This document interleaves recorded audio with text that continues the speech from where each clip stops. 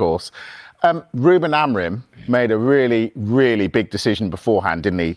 Rashford and Garnacho out of the matchday squad. How significant do you think that was and will be? It's significant in that I think early on, we see this with most managers who come in, they want to send a message to the squad about the standards of the football club. I think in some ways it feels a bigger decision than it actually is, because it looks like a big message. He's left Marcus Rashford out. I mean, is Marcus Rashford in the best 11? Really? How good is he? You know, we're not talking about a world-renowned superstar here.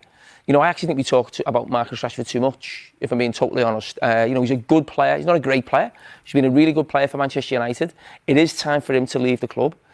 But whether there'll be any takers with the, you know, the wages the lad's on and things like that, who knows? But I just think a partner of the ways is inevitable at some stage. And I think for Manchester United and Rashford, the quicker that comes, the better. Do you like the look of Amorim?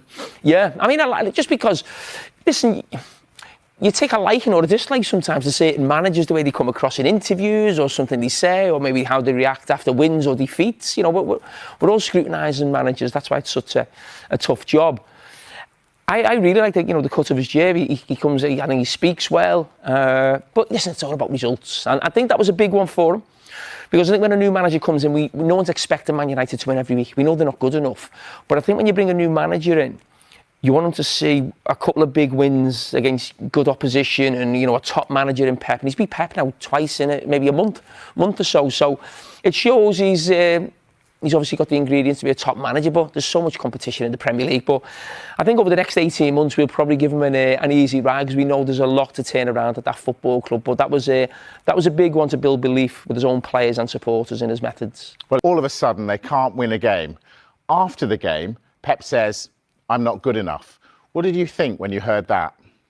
I think over the last couple of months, he's probably right. But we all know he is, you know, one of, if not the greatest, you know, manager of all time. And every time you watch Man City, you feel like this will be the moment when they get back to what we've seen in the past. And you feel at some stage that it can't get any worse, and it feels like it does.